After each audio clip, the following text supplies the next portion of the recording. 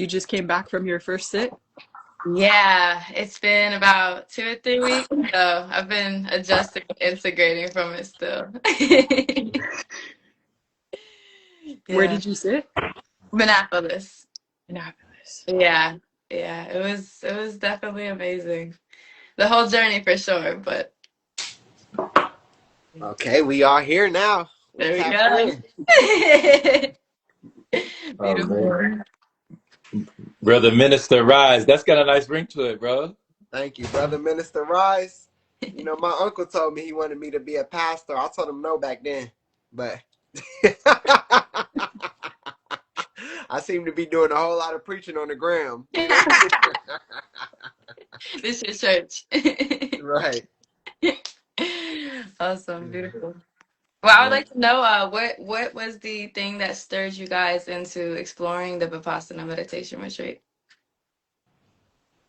Okay. Okay, who wants to Uh, start? Who wants to start? Yeah, go I'll ahead. start. I'll start. I'll start. Yeah, and Me.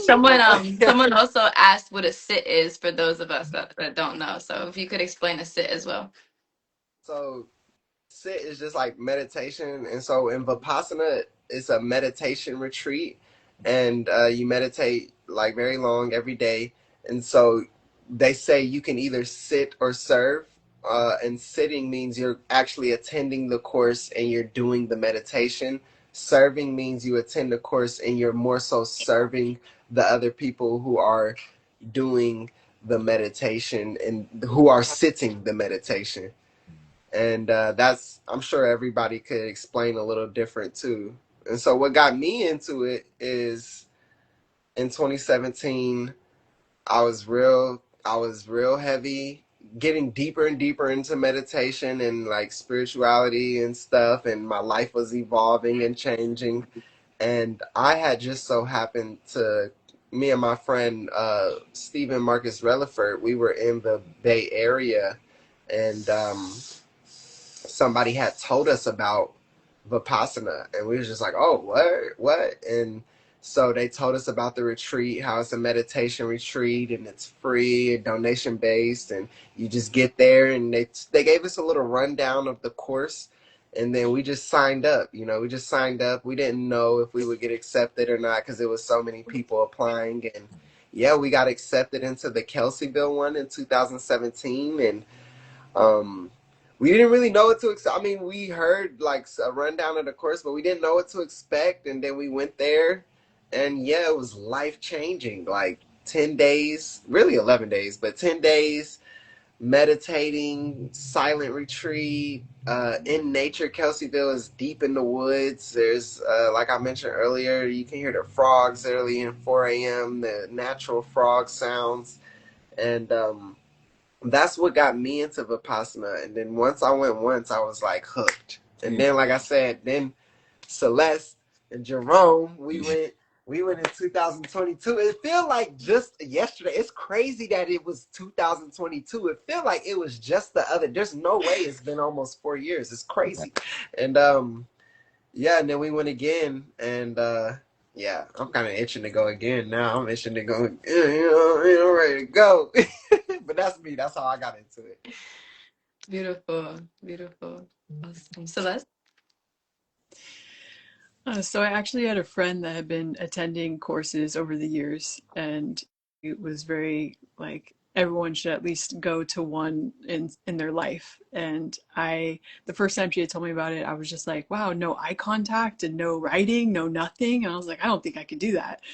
And probably 2 years after that point, I was actually in a place of like curiosity of like, oh, actually, what if I could do that? What does that look like? And so she was in Spain at the time, and I was going to go visit her, and things worked out and it was kind of during COVID and stuff. And so, like, the doors were about to close for like traveling during COVID. And then she had said, oh, there's a Vipassana retreat, but it's like I was going in August, I think, and the Vipassana was a maybe in November.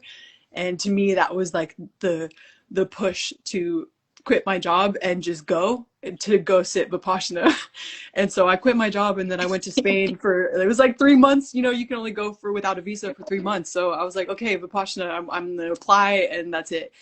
long story short, the Vipassana thing that other people were going to put together was not technically a Vipassana course. It was people doing yoga and doing all these other things. And so it was kind of a pivot that we had to do of like, oh, these people said it was going to be Vipassana, but it wasn't. And so I actually applied to a course around the same time near Barcelona.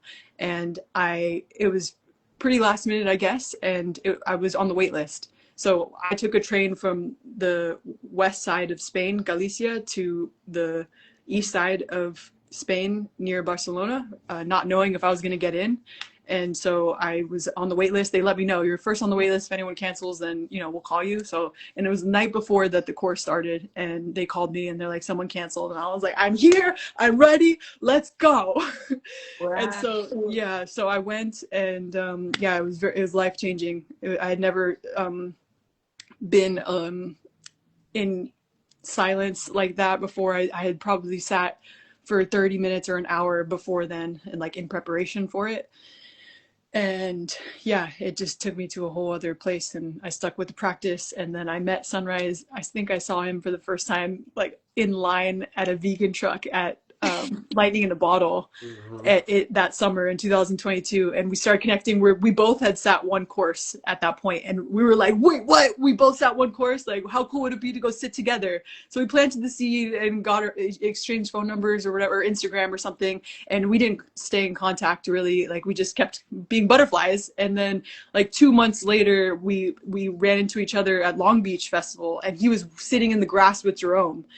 And so then I went up to him and I was like, Sunrise? And he's just like, yeah. And then we started talking about Vipassana, and then Sunrise is like, Jerome, Vipassana, let's go. And we were all like, let's go. And so, yeah. And then at that point we organized it. So in 2022, in November, like we all went to Idaho and sat together. So yeah, that's how it started for me. My friend knew it. It was a long time coming. I did it and then ran into Sunrise, and then together with Jerome. So yeah, we all did it together. Wow. You had unwavering faith traveling through Spain and Barcelona and stuff too. That's command right there. Yeah, I'm so glad I did too. It was life-changing. That's beautiful. Awesome. Awesome. Joe? Yeah, and thank you. Ariana, I love how you put that, Celeste had unwavering faith, you know. I Yes. love that. I love that unwavering, for sure. Because, those are some of the skills that you need when you're doing something of this magnitude, sitting for 10 hours a day for 10 days, you know. You gotta have unwavering faith. I mean, I developed some unwavering characteristics. We developed definitely, like when I was, oh my gosh, Sunrise, every time we were passing each other, it just go. bro, bro. I'm trying my hardest not to make eye contact because me and Jerome just be laughing. We just be laughing.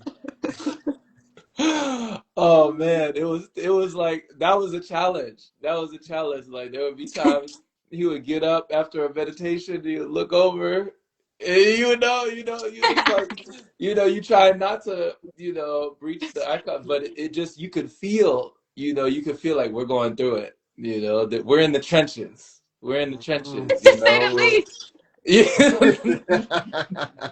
yeah. So it was so wonderful to have my very first time be among friends, be among people who are doing it with you. You're not alone, you're not alone. I mean, you're with yourself. It is a me, myself, and I type of experience. You can't really rely on anybody. You can't, lean on any shoulders, but just to be in the experience with other people definitely, I think, changed it, for me. If I would have had to do it just all on my own, I think it would have been a different experience. But knowing that I was going through the fire, the refiner's fire with others, it meant a whole lot. It meant a whole lot. So it was my very first experience. It's still been my very first experience. I haven't sat twice like Celeste and Sunrise, but I wouldn't have had it any other way. I was kind of like on the fence, but I was still curious. I was still open. But Celeste was so excited. She was just so gung ho about it. I was like, how bad could it be? You know, like, what, how bad could, like, you know, she's like, let's go sit. You know, I still remember. I will never forget when I got off the plane. Like when I got to the airport in Utah, and like sunrise, you came, like we linked up, everybody linked up, we clicked up, and everybody was like, we're going, and I could hear Celeste chanting like Vipassana, Vipassana, Vipassana, and we're like, she's chanting, you know, in just such an excited way to just go, you know, and go sit down, like we're so happy to just be, you know what I mean? So it was, you would have thought we were going to a parade or something, or we were going to some concert, you know, with like a big band on stage, and you would have thought we were fired up to be going to just, you know, be on fire for this, but we were going to just, you know, just decompress, de-stress, and just dump all of the layers of everything, like all of the drama, all of the trauma, like everything, you know, to just unwind and unravel everything. And I mean, I had no idea really what I was in for until, I think until after day three. Once day three came, and you know, you hear Goenka, the third day is over. You have 7 more days to work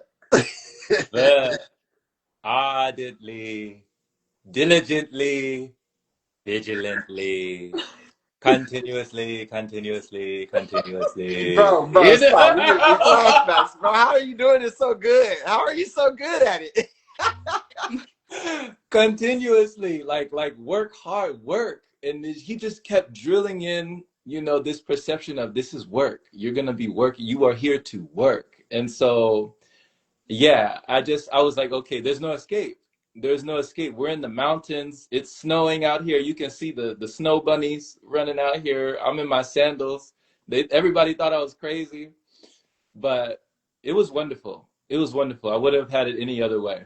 So I learned a whole lot, and yeah, I would love to continue going around the room and just hear from people's experiences, because I know Ariana, you had some transcendental, like some really interesting experiences, not only with yourself but amongst others, that really breached the gap of the metaphysical realm. So I would love to hear about yours experiences as well.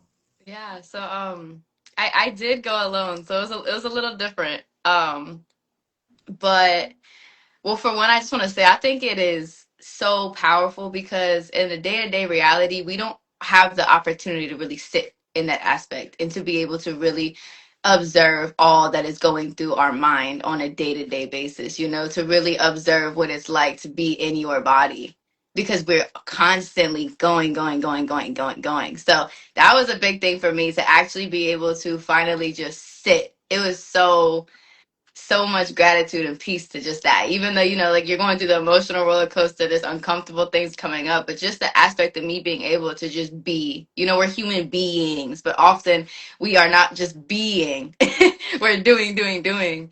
And so yeah, in the sit, I found it very difficult, honestly, like you said, to not make eye contact with other people and to not communicate, especially when there are people around you breaking down and crying and you can feel them going through things. And it's like, I'm going through this too. I can, like, you know, I feel you because I'm facing the same, I'm in the trenches right with you. You know, we're walking through it together. And so that was very hard for me in some aspects to be able to just observe and witness someone in that, but then also coming back to, you know, like the non-attachment and realizing that that same universal essence is within them, giving them the message, the medicine and the messages and things that they need. You know, it's nothing we can, it's not our job to exchange that for one another. You know, that's what we came here to do, the internal journey. But I experienced a lot of telepathy on a deep level. I mean, one story that was very interesting was it was the first 3 days specifically, and it was day three. I had a girl next to me, and so, you know, when you first get to the retreat, you're allowed to talk to people for the first, like, depending on how early you get there. So I had actually spoken to this girl for like 20 minutes before we sat. And I was like, oh, I really like you. That sucks that we can't talk. So I already knew we had, like a good connection. But she was actually next to me in the sit. And so the first 3 days when I was meditating, I kept getting thoughts to my mind about pregnancy, pregnancy, pregnancy. And I'm knowing to myself, like, there's literally no way possible that I can be pregnant. So I'm like, where are these thoughts coming from, etc. But it just kept coming in like a fear perspective. And then come to find out, when we actually broke the fast and I was talking to her, she was telling me, she was like, yeah, those first 3 days I was so scared that I was pregnant. And I was like, oh, really, really, like, it was very interesting to see that aspect of it. There was another time where, this one's silly, but they teach you some desserts sometimes, and to see that would light up your day. And so there was some chocolate chip cookies, some vegan cookies, and I already had a couple, so I was like, I'm not gonna go get some more. But so I went outside on the porch and I was drinking my tea. And I remember thinking to myself, like, I want a cookie, I want a cookie. And then I was like, you know what? Like, I love playing games with this world, like asking is given. So I was like, you know what?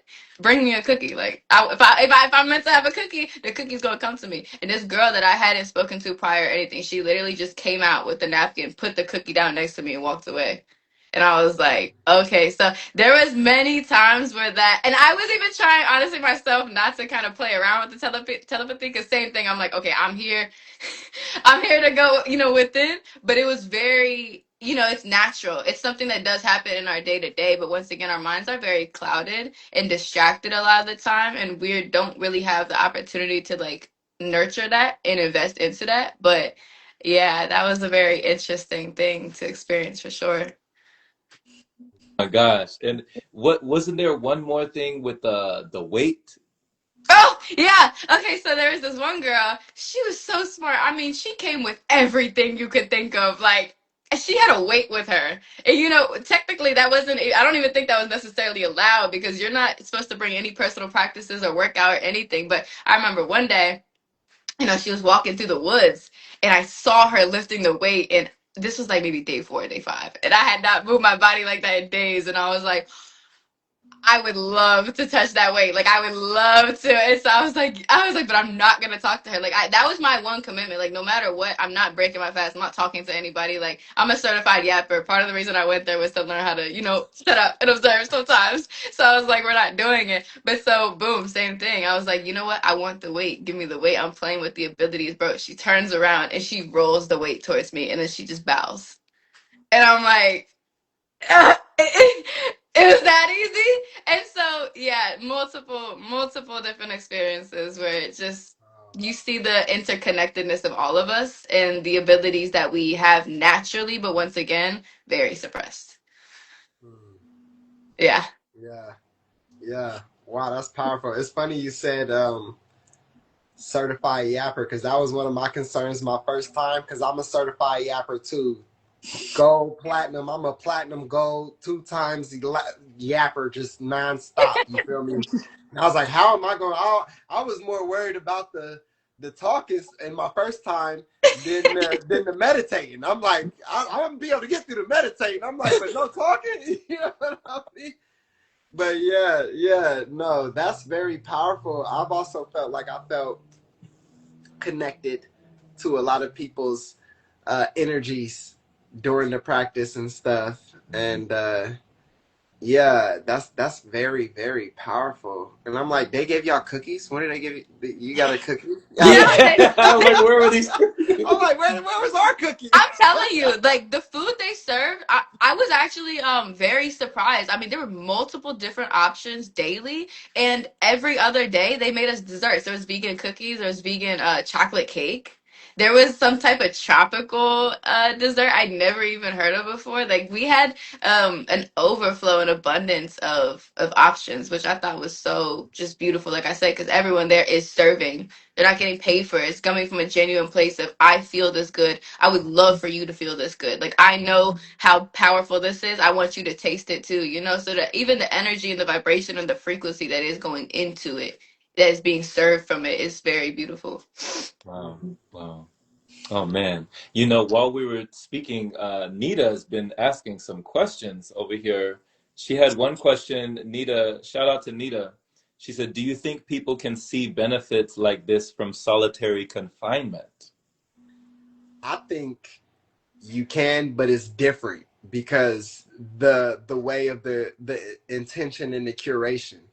I feel like Vipassana is something you go to yourself, like you surrender yourself to it, whereas solitary confinement is something that you're put in based off of whatever you've done, or maybe you're innocent or whatever.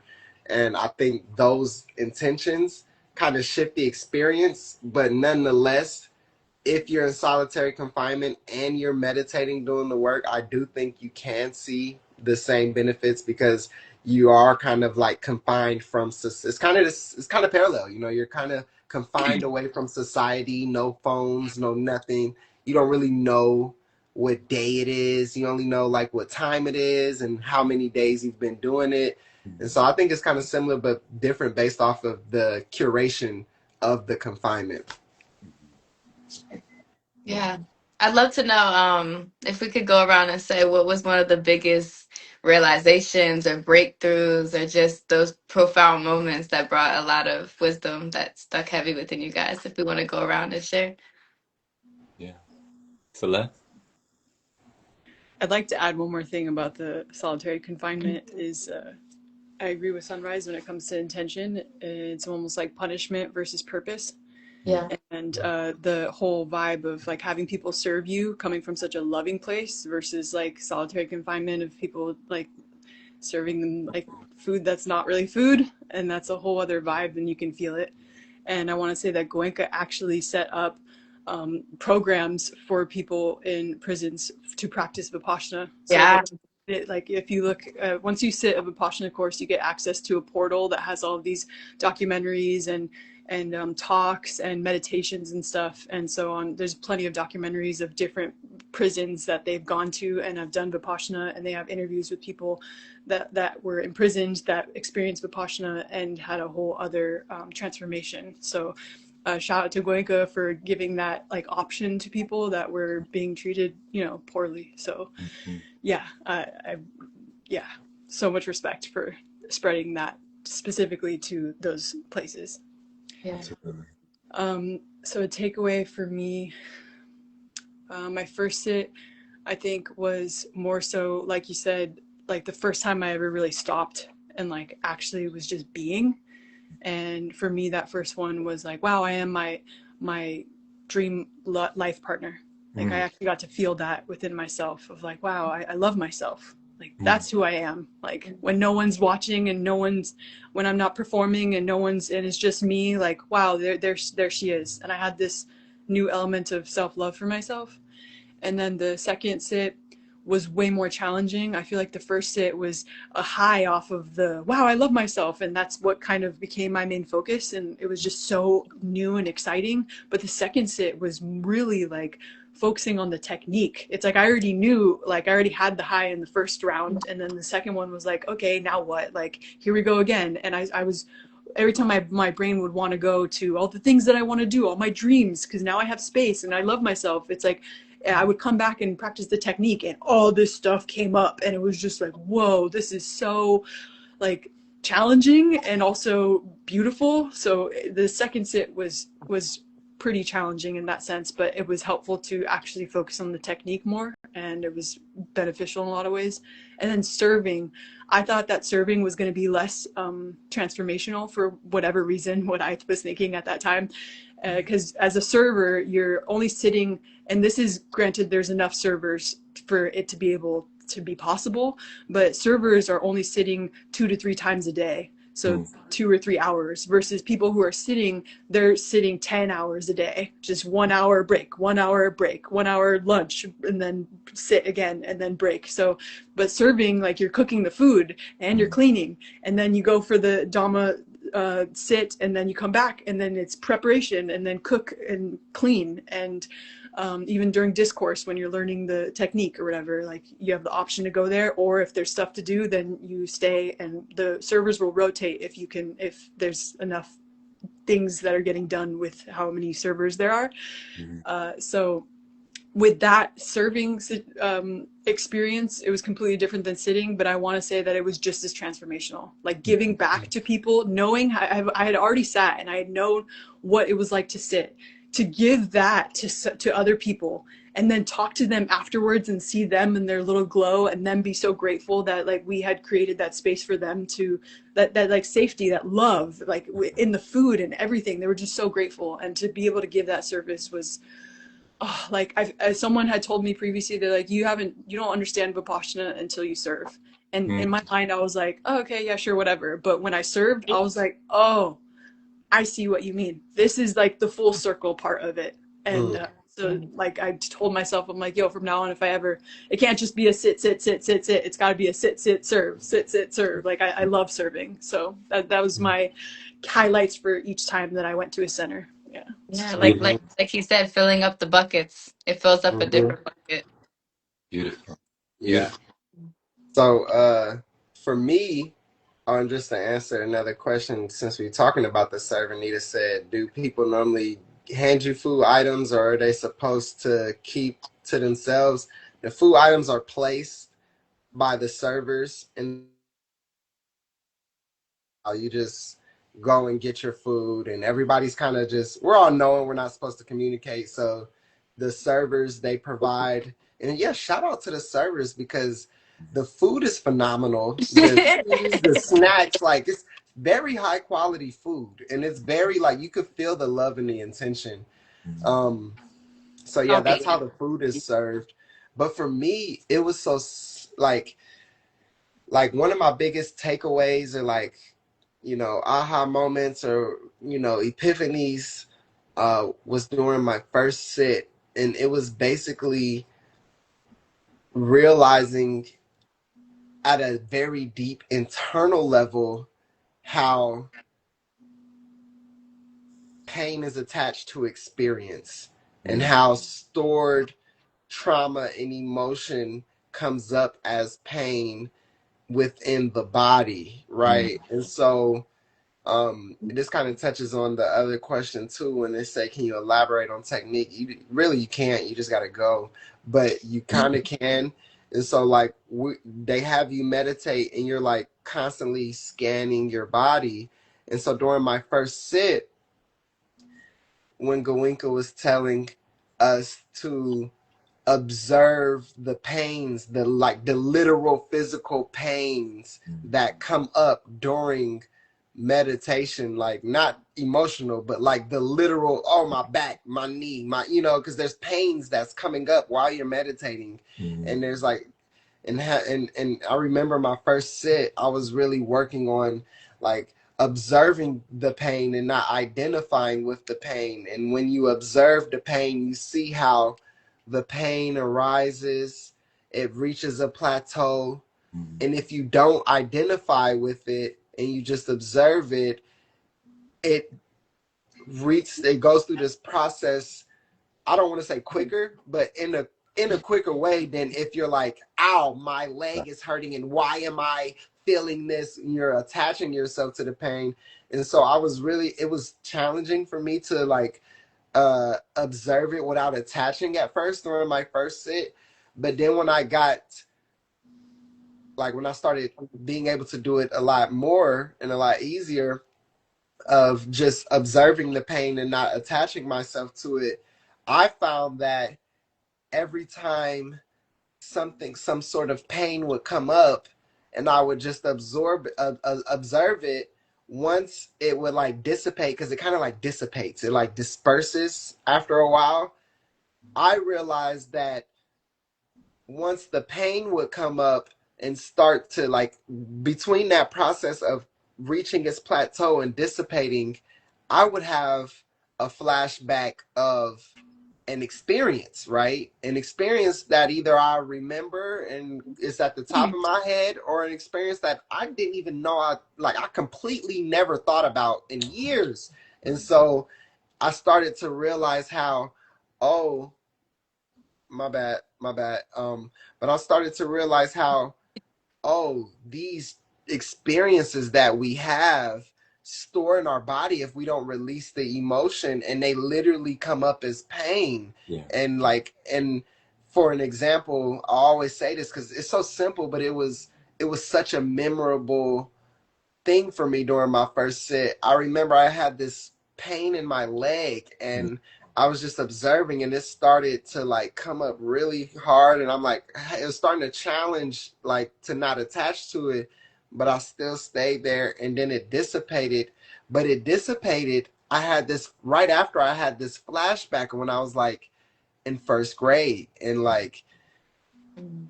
it's so silly, but somebody had took my pencil and I think had like broke it or something. Like they were using it and they broke it, but I really liked the pencil and I was really upset. Like little me was really upset about that. And I'm telling the teacher, like they broke my pencil, da da da, and the teacher's just like, here's you're in the, if a kid comes to you like my pencil's broke, you're just like here's another pencil, like go sit down, do your work, and but little me I guess was like felt dismissed and I was really upset about that pencil and so I wasn't able to express myself because the teacher just kind of like dismissed me and that memory and experience has stored in my body. Now granted, I'm grown at this point. I haven't thought about elementary school in forever, so when I was having this pain in my leg and then this flashback happened of this scene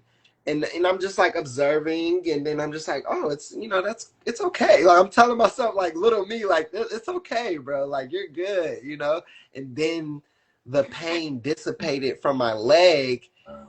It really tied the connection of how experience literally stores in the body. So that was one of my biggest like epiphanies of Vipassana when I first went, was like, oh, we got to release this trauma because it doesn't go anywhere if you don't release it. It literally stays in. And so that was one of the biggest uh, epiphanies for me. Awesome. Awesome, man. What a revelation, Yeah. man. Uh, The all the sensations, you Mm-hmm. know. Like I remember we would go to the teachers and the teacher would be like, how are the sensations? How are the sensations? And one of the guys was like, "Oh my God, it's excruciating! Like all of this pain and just in my body, and we're just sitting still in the aditana and the sitting still, the strong sit, and it's just excruciating. I feel like my legs are gonna snap and break, and it's just, oh my God, it's unbearable." And he's like, "Okay, this too shall pass. Like, just realize it's not gonna be like that forever." And then, the next guy, he's like, "How are the sensations?" And the next next guy, complete opposite, he's like, "Oh my God, it's amazing. Like this is glorious, I don't know why I never came here before. This is blissful, I'm on cloud nine. I'm in heaven. Just, oh my gosh, that just it's amazing. It's euphoric." And he's like, "Okay, just understand that this too will change." Like this is going to change. Like don't get attached to the good and don't get attached to the not so good. Don't get attached to the comfortable and don't get attached to the not so comfortable.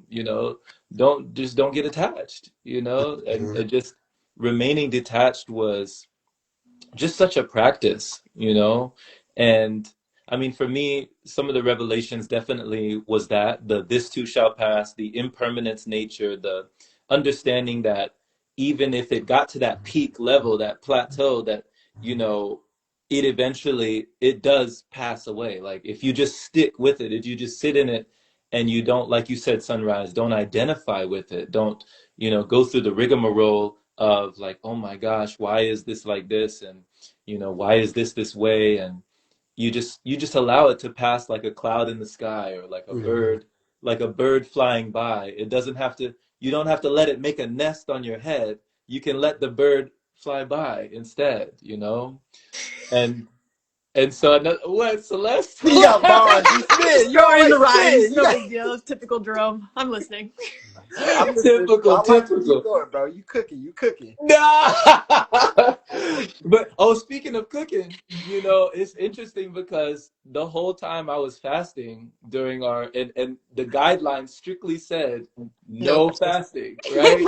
So as soon as I seen that, we're in Idaho, we're in Lava Hot Springs. There's no escape. I didn't even drive here. This is, I rode here with 5 friends, right? So I'm like, what am I gonna do? So I didn't say anything, you know. I just zipped my mouth, and I had the Bengal spiced tea and lemon water, and that was what I had for all those 10 days. So they offered there were different types of tea, but I had the Bengal spice, and Celeste knows this because after this it's been like a running joke. Like she'll give me some Bengal spiced tea, and I just be like, oh, Celeste, my heart, you know, my heart, because that's what I survived on for those 10 days. But Wow. I knew that I had been liquid for so long.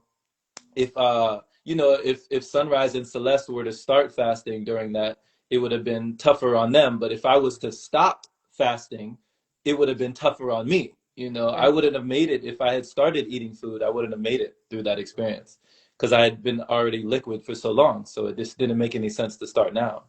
But I couldn't let them know that. You know what I mean? Like, so I had to find like little ways. And at first, you know, Sunrise was in the other room because he had already sat before. So Sunrise, you didn't see me in the on the outer deck. You were in Yeah. the inner deck with the veterans, you know, with the veterans. But on the outer deck, there was really good food. It was really good food, but I would just take maybe like a bowl of rice or a bowl of something. I would take a spoon and I would stir it up, and then I would take my tea and I would sip. Then I would stir it up. Then I would sip my tea. Then I would stir it up, and I would. Nobody cared. Like nobody was watching me, you know, not eating. Nobody cared. But I did have to take away my silverware, and that's what I realized. Like all I had to do, I didn't even have to do all that. I was doing too much. I just had to remove the silverware, and then they knew, oh, he must have eaten something. Let's replace it. You know. So that's really all I had to do. The other thing was, you don't know how much time you spend on like nonsense things until you have nothing to spend it on. Mm, You know, when you're in a situation where there's Mhm. no talking, there's no touching, there's no misconduct, there's no contact, there's no technology, there's no TV, there's no Netflix, there's no entertainment, there's no social media, there's no scrolling, there's no reading, there's no writing, there's no, like when you're in that situation and all you have is you, and you come out of that situation, everything is more stimulating. Everything. Like I was scared to pick up the phone when they gave us our phone back. I was like, Yeah. do I mm, want to go back? You know, it was mm, like a choice. You almost had a choice, you know? Every day we pick up our phones, it's like you don't even think about it. It's so automatic.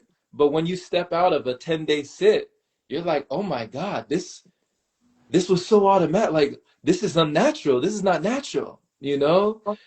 So that was very illuminating to me, just seeing how we interact with technology, seeing how all the sounds were more loud and the colors were more popping out. Like everything was more vibrant and sensitive and just more just overall stimulating when you walked out of that experience. And then the last thing was a big one for me. This was the last thing was, you don't realize what people are going through. mm, Like you really don't realize what people are growing through all around you. mm. And I realized this because, you know, I was roommates with this gentleman who normally, I mean, you would look at him just like an everyday citizen. He was just, you know, big buff guy, strong guy. He works out. He's got a big mustache and he looks like he's got himself put together.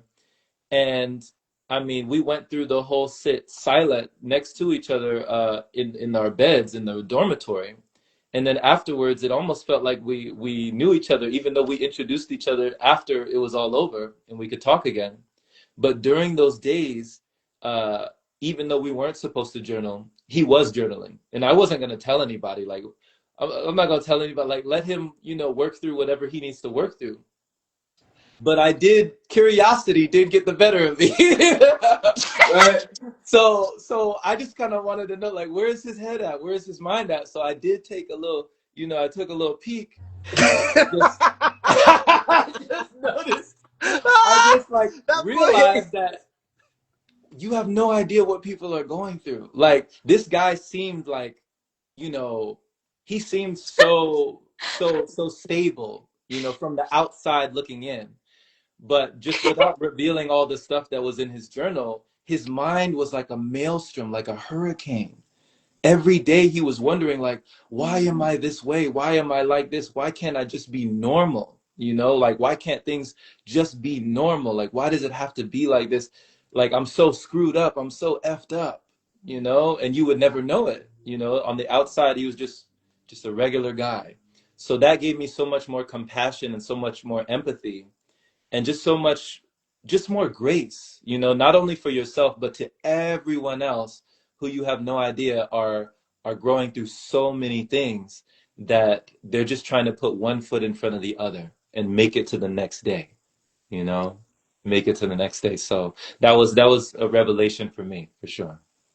Yo, Yeah. Jerome, Well, I was watching you during the cafeteria because I'm like, I know he fasting, and yeah. so I was trying to. And then I remember the days. I remember when you switched to you started using your silverware. I remember, and I'm like, and I was look because you'll see you'll see Jerome. He'll get a bowl. You know, other people they stuffing themselves. They like Yeah. putting rice. They making plates. And then I wouldn't stuff myself because I don't like the uncomfortable. But yeah, you'll see Jerome. He get the bowl. He hit that little curious look. Get a little, one little teeny scoop of rice, one little soup, one little thing, and then you'll just see. Because there's times I will. You right. I was in the veteran hour, but I will walk out sometimes when I'm done and go take a walk, and then I'll just see Jerome spinning his spoon, sipping his tea. I'm like, I know that boy ain't eating none of that. It's like I know he fasted, and that it just made me laugh because I was Yeah. like, it just made me laugh because I was like, I thought the same thing that you thought. Like, it'd probably be more uncomfortable to start eating Yeah. than you've been fasting so Oh long, you yeah. can't break a fast, right? Mhm. Especially in that environment. Right. But yeah, I just wanted to comment on that. But what about you, Ariana? What's your biggest like takeaways? There's a few. One of them, I genuinely felt like my heart chakra just bursted open in a way Mm. like never before. You know, every single night when we would sit through his teachings, he would say something that would really, really hit home. And I'd be like, wow, is he like going through my mind while I'm experiencing this? Like it was beautiful. But I remember one of those hours of many meditation, I cried for so long because I realized the universal suffering, and Mm-hmm. it really hurt, you know, because when we're younger, like we all have that relation to the fact of like when we're younger, we're taking things in personally, you know, like you said, the pencil, etc. It's how we grow up, you know. And so I really realized on a deep level, like, wow, everything I've ever felt any type of way for someone with, on the other end of it is so much ignorance and pain on their end, like so much of it. And at core, you know, we all want connection. We all love one another. Like that's the core basis of all things. So I feel like my heart just genuinely expanded open in a way just like never before, because I gained a different level of compassion for just everybody.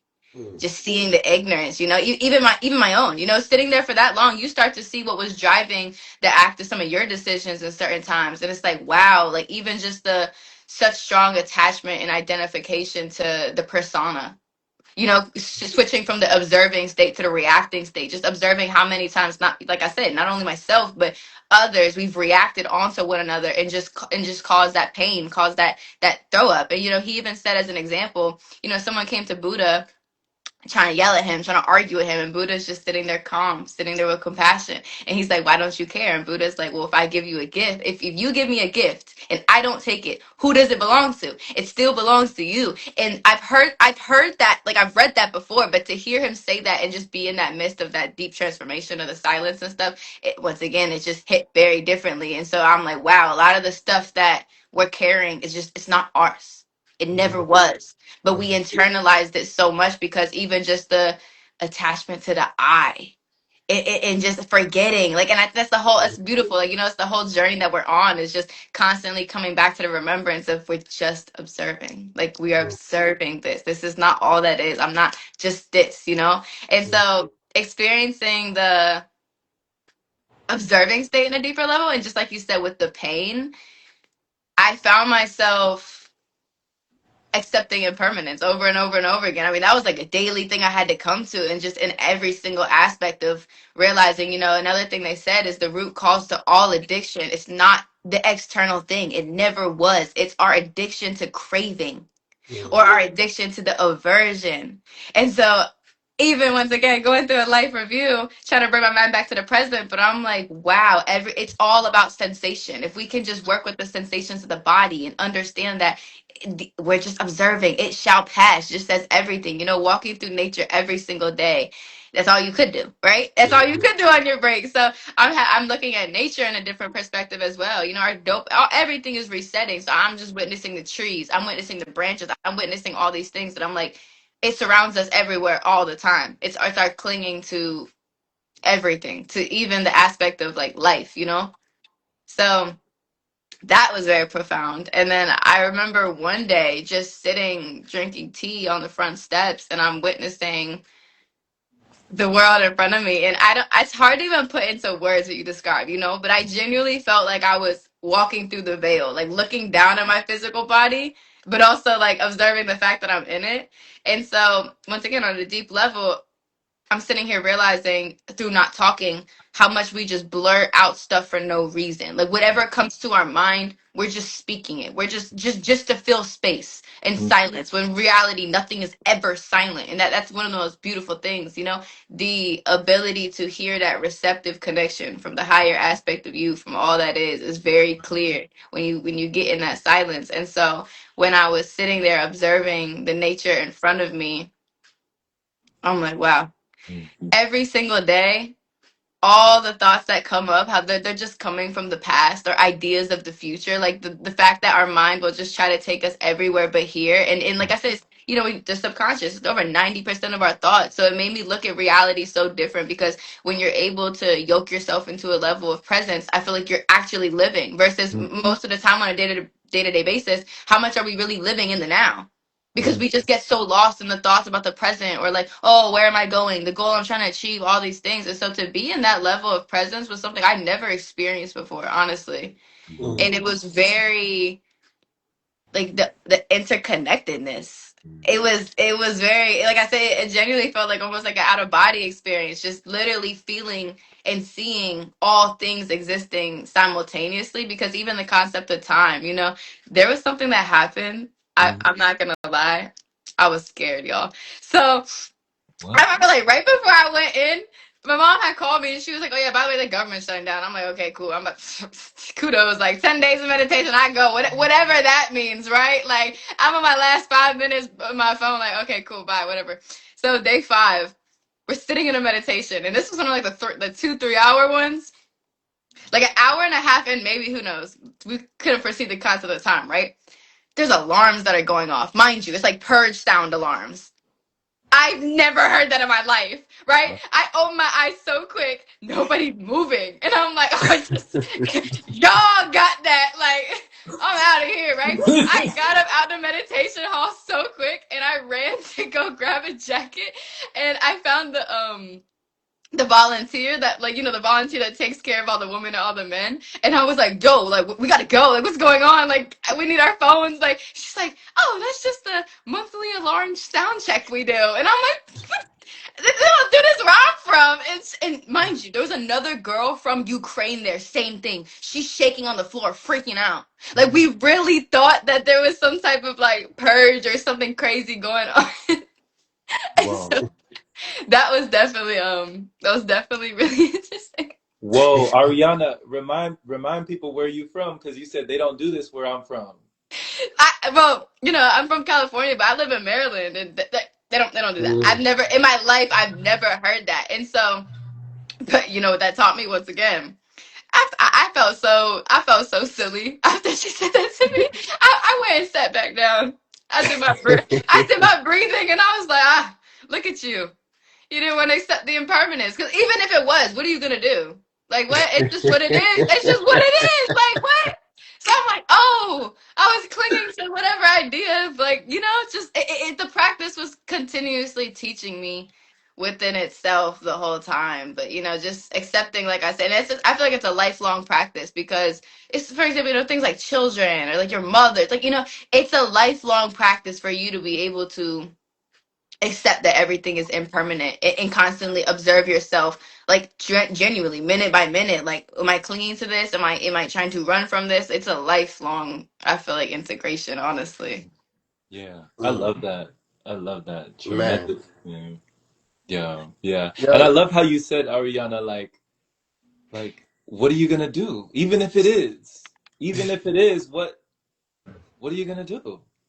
You know, Accept it, right? Like, accept Hey, it. Like, it's crazy yeah. sometimes. It's crazy sometimes when you in the meditation hall with everybody and you open your eyes and you see everybody still, and it's like, oh, I'm in a room with a bunch of statues. Hold on, let me close my eyes again. Let me close my eyes. My bad, my bad. right, no, right, right. It's even like, I mean, we understand this, yes, but it's funny. I feel like being at the Vipassana retreat, everything I've come to realize in my own meditations was just enhanced and even proven, like, on a deeper level, right? And so even in that aspect, when the alarm had went off, I thought to myself, I don't even know what day of the week it is. I'm gonna be honest with you. I wasn't keeping track of the days of the week. I didn't have an alarm clock in the room. I never really knew the time. I didn't know the day of the week. Truth be told, I didn't even know I forgot the state I flew into. I mean, when I tell you guys, I was so just like in my own realm. I was like, wow, well, if anyone even tried to help me, I don't know what's just like, you can't even help me. I don't know what's going on. But in that time, once again, the concept of time, it's like that dissolved on an even deeper level. It's like it's only ever the now, and the amount of times that the human aspect of us can try to we feel lost because we're behind on time, or like, oh, it's just the whole concept of time Yeah. definitely shattered in a whole different level in that experience, and just seeing like the interconnectedness of like the quantum realm is genuinely just right here, right now. How many days for you did it take for time to dissipate? For me, by day three, I already didn't know what day of the week it was anymore. Okay. Yeah, honestly, I would say day three. I feel like for everybody, day three is when it really kicks in. Like, even in the terms of like, like a lot of times people that fast, just day three is usually the hardest. That's when like everything is resetting within our incarnate vessel.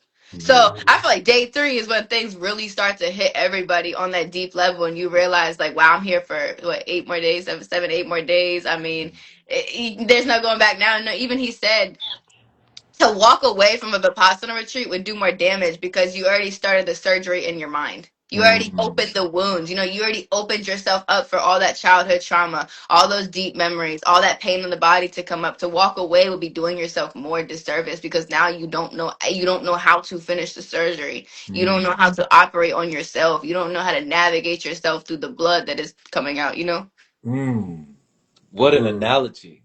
Oh my gosh. Yeah. Like, how do you finish the surgery once it's been opened, The procedure, it must get finished, you know? I just one thing came up for me, and I really want to just put this out there before I forget it, is and what Celeste was saying earlier about how you don't know until you've served. Like, you don't know until you've served, like what it really, really means. And, there's an idea that we have of the the leaders, and I mean, I had a feeling after I left that service is its own reward, and service doesn't need applause. Like, you don't need anybody to clap for you because you served. You don't need, like, it's the reward in of itself. And I saw it demonstrated by one of the leaders. I forget the gentleman's name. I remember you said, I think Celeste was the lady named Debbie, or what was the lady's name? Deb, yeah, Deb. yeah. So I forget the gentleman. Sunrise, do you remember our leader's name? I thought his name was like John or something. John? Maybe. I I don't know. I just know that man was teaching us meditation, and then I looked up and I seen him building the meditation hall. We like, There we go. There yeah, we go. yeah. Yeah. I was I like, was, oh, there's people doing construction, and then we're looking. I'm like, is that John doing? yeah, yeah, yeah.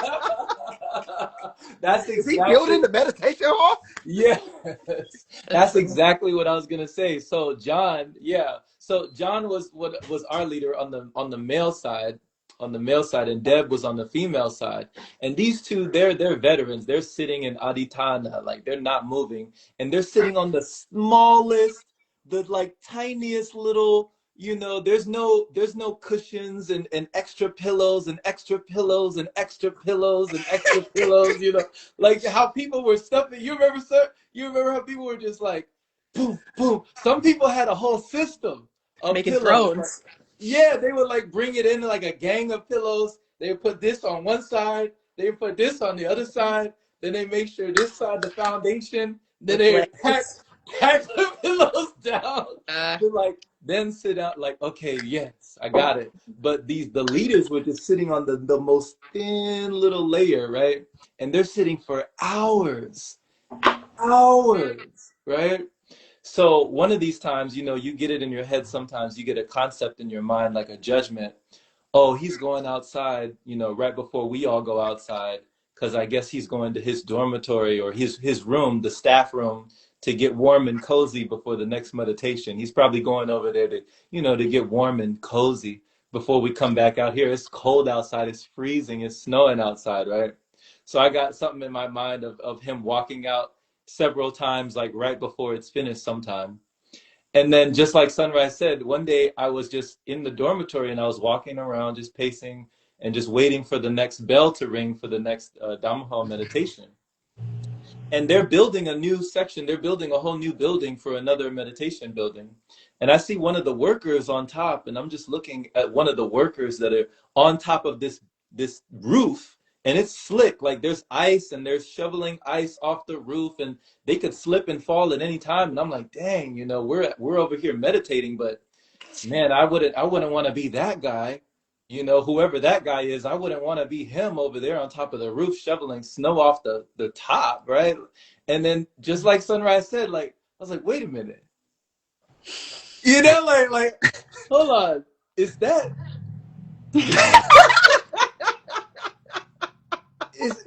is that who I think it is? It was our instructor. He never even went inside. He was already on top of the roof, building like the next meditation hall right after the meditation. And then right after that, he's got to go do another meditation. And I was like, oh my God. And if I hadn't seen him, I would have never known. I would have never known because he didn't do it for other people to know that that's what he did. He just did it. He just did it without any, yeah. So that really spoke volumes to me that this man would go out of his way to do extra, you know, with no reward, like volunteering. So yeah, that was big time. That was big time. so, if it's okay, I say, can I ask you guys one more question? It's like Yeah. two in one. Okay. So, I want to ask you guys first one is what has been the main way that you've seen in your own life as you've integrated back into the physical crazy world. What has been one of the main things that you've noticed the benefits of Vipassana has allowed for you to move a little more with ease? And then also, wait, it was just on my mind.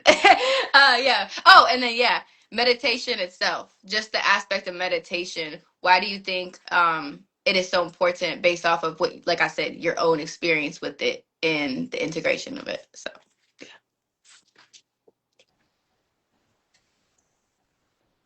anyone can go. I was waiting on Celeste. I thought Okay, Yeah, Celeste. I was so waiting on Celeste. I feel like I've been yapping, certified yapper 3 times platinum. I'm like, go ahead, Celeste.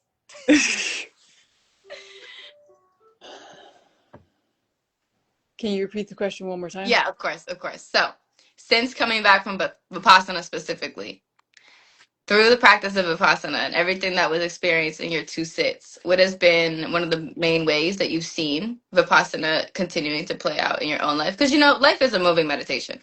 But in the aspect of flowing with more ease, how has that shown up after the Vipassana retreats? And then overall, just meditation in general, for anyone that might be watching this who's new to meditation or wants to be quote unquote better at it or certain things, what does meditation mean to you and how has that been a big part of you navigating through who you are currently in this reality? So one of the pictures that he paints for us is a bird and its wings, and one wing is awareness and the other one is equanimity. And Oh, that was a big takeaway for me, is recognizing, I feel like my first sit I grew in awareness, and my second sit I grew in equanimity. Granted, it's not so linear, but like for the most yeah, part, when I look at bigger picture of like what I gained from each one and how different they were, um, yeah, the awareness is one thing. Like you can be aware of a lot of things, and the awareness of the swinging from craving and away from, or the swinging towards pleasant sensations and away from unpleasant sensations. So either craving or like being like resisting discomfort and pain. That awareness is one thing, and then to actually choose differently and like observe in the middle is another. And how I was able to do that in real life is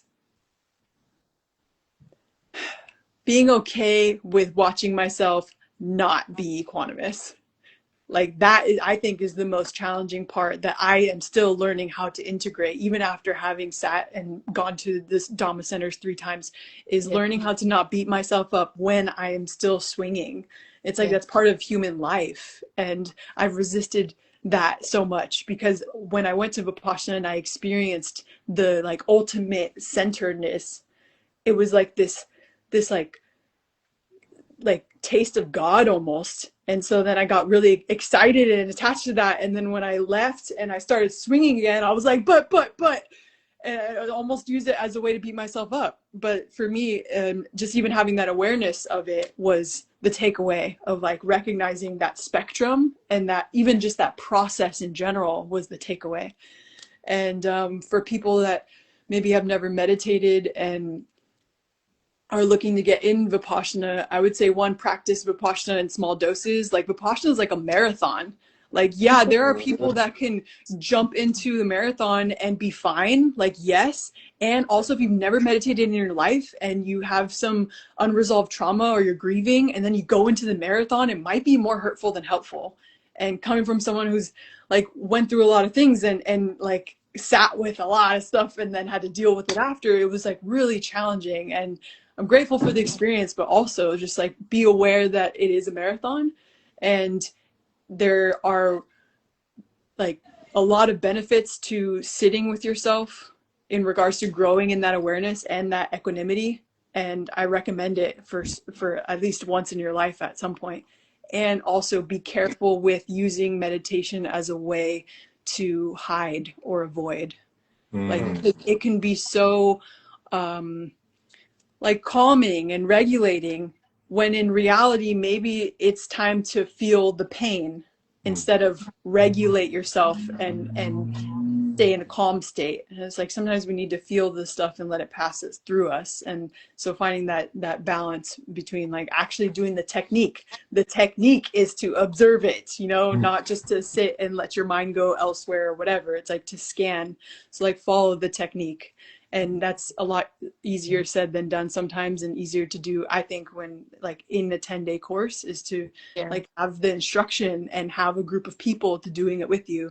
So I recommend to work with other people, like meditate with your friends, like right Yeah. before you eat or right before you go drive or right before you go hang out, like pull up your phone, do a 10-minute meditation and sit with your friends. And so Yeah. I think community is a huge part of Yeah. being able to integrate these like things that you learn from meditation specifically. You know, thank you for saying that. I love that you said that and brought that out, because one of the main things is, in the end of the day, we're having a human experience, right? So we're always going to go through the wave and a roller coaster. That's the beauty of it. But you know, in us observing what is rising and then being like, "Oh, I'm not equanimous," it's not accepting, and that's aversion. And so it literally is a constant. It's a constant check to yourself that has to go on. Like genuinely, you know, I overheard a girl ask our guide that was there. You know, they say that loving unconditionally, loving freely is without expectation of anything in return. And so she asked the leader, she was like, well, on one exception. And she was like, well, what do you mean? And she was like, well, what about my parents? because I expect things in return from my parents because that's my parents. And then and then the leader was like, well, like, what do you mean? And then she was like, am I wrong for wanting like certain things from my parents though? Because I feel like that loving isn't unconditionally, right? And so, and the girl was very emotional. She started crying. And so what the guy said, she was like, accept that part of yourself. Because you're trying to run from that, like, that part of yourself right there that still like feels that way and is in that pain. You're trying to just hop over it, but in actually alchemy of that is you having to accept it and realize in this moment you're not equanimous, and realizing like you don't go to a 10-day Vipassana retreat and everything's solved. That's no, it's a lifelong. You take Vipassana into your daily routine. This is something that is a lifestyle. This is something that you now are it. That is part of your being. So I really like that you said that. You brought the awareness to the part of like accepting and really embracing that. Sometimes you need to like express that sacred rage. Yeah. Sometimes it is the meditation and the regulation, but sometimes it's the opposite end of the spectrum where you need to go express that rage and you need to let the energy move through your body. Because once again, like how he was saying, trauma stored in the body. Our body is literally like a library, and pages are always coming up to be turned. Mm-hmm. Man, that's so powerful. Y'all are, yeah, we cooking. We cooking in here. It's a raw plant-based meal, but we still cooking. We still cooking. Okay, so Let them cook. right. Okay. One of my favorite takeaways, I mean, I'm gonna get deeper into it, but just in general, off rip, since my first one, the word equanimous. You know what I mean? Off rip, like ever since Vipassana, I'll be like, I must remain equanimous on this motherfucker. You know what I mean? Like I love the word equanimous. You feel me? I feel like even when I'm giving people advice, every time it's been years. You know what I mean? But every time I say it, I'm like, come on, bro, you just trying to be who you trying to be, bro. You know what I mean? But okay, so Anisha. that's Anita. Anisha. Anisha. Start chanting out this mug. And so Sorry, so sorry. for me personally, yo, I've noticed like I really am very intentional with my responses to life. Like because of Vipassana and the whole when how we mentioned it earlier, how he says, if people bring you gifts of anger, gifts of happiness, whatever Yeah. the gifts or the emotions or energy they're bringing to you, you have the choice to accept it or not accept it. And I've noticed since Vipassana, uh I'm just very, very observant in life and when things happen, especially out here in LA. And I'm in the community. I'm out here. I do so many different things. I come across so many different people Yeah. every day, every week. And I have so many different like crazy experiences, side eye experiences, and where it's like me 10 years ago probably would have snapped on you, bro. Like for real, for real. And then it's like, but I've just learned so much on how to just observe and not take on people's energy. And like, even when people, like I said, I deal with a lot of just strangers and people. And, sometimes people come at you crazy, especially for whatever reason. And I've just really noticed how much I'm just like, okay, cool. You know what I mean? Like, that's not a gift for me. You know what I mean? And I can enforce boundaries without absorbing the emotion, right? And so, I've noticed that, and just like with life situations, like crazy stuff happening, and then people are like, "Man, Sunrise, how are you even okay right now? Like, what are you doing? Like, what's this?" I'm like, this too shall pass. I'm just like, it's all good. Like, for example, like yesterday I'm driving, and I brought this up in my class earlier. I'm driving, and long story short, I rear end somebody, right? So I rear end. It's like boom, and I'm like, and I'm, and I'm like, here we go. And so I'm like, It's the real work. right off rip, like. And this is side note. Me personally, I laugh as a response to a lot of different emotions and scenarios and stuff.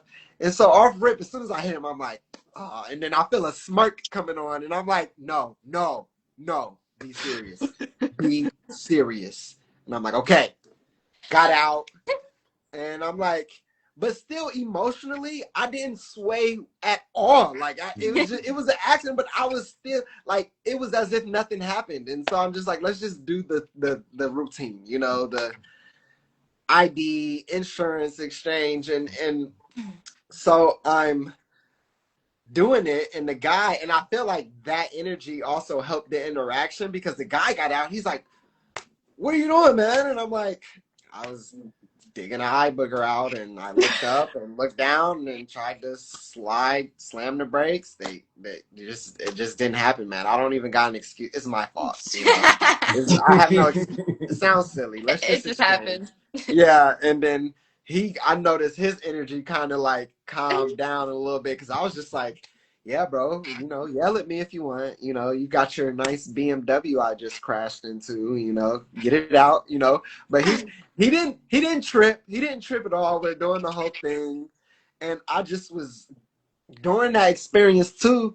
I was even thinking to myself, like, man, what kind of work have I been putting in? Because I'm like not swayed at all. Like, and I'm even like looking around, like, doo. I'm like trying to, and I wasn't like laughing at anybody. It was just like, I was just at ease and at peace. And I'm just like, you know, this happened, and I'm glad nobody's seriously hurt. You know, it wasn't a bad, like, I was probably going like 15, 20. It wasn't bad.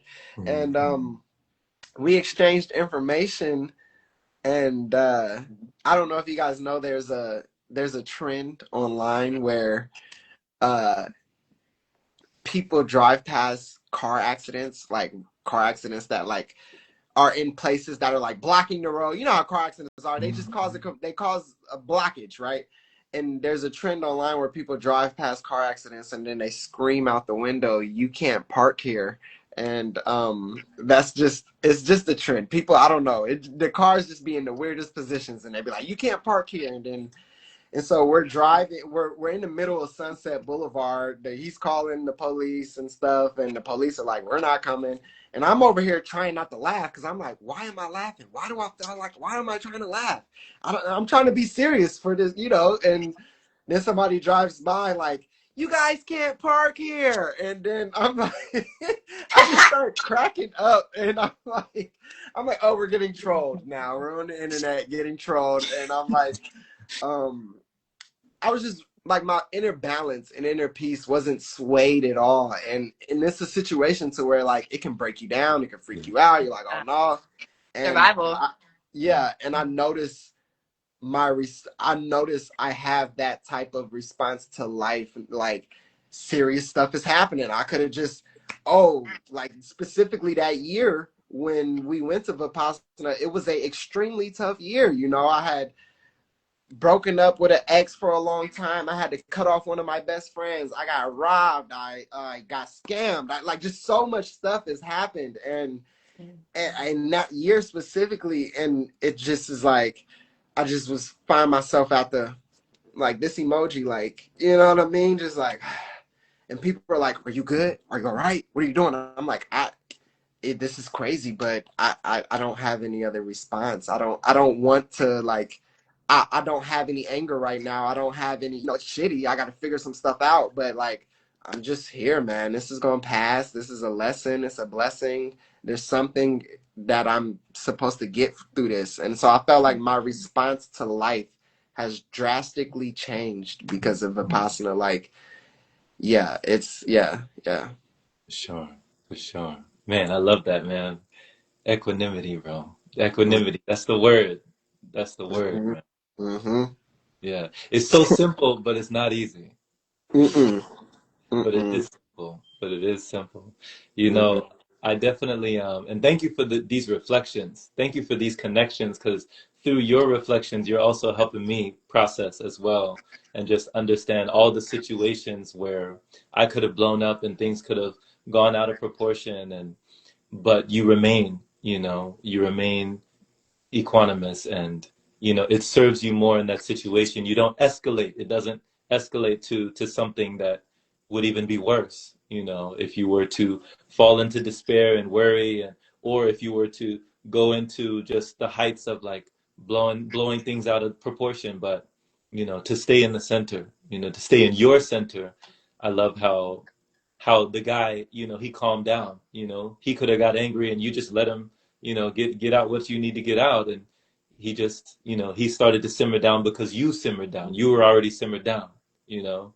So it wasn't like you had the fire to, there were no logs to put on the fire. You know, there was no wood for the fire, for the flame to keep it maintained. It was like it was able to come down to a nice level.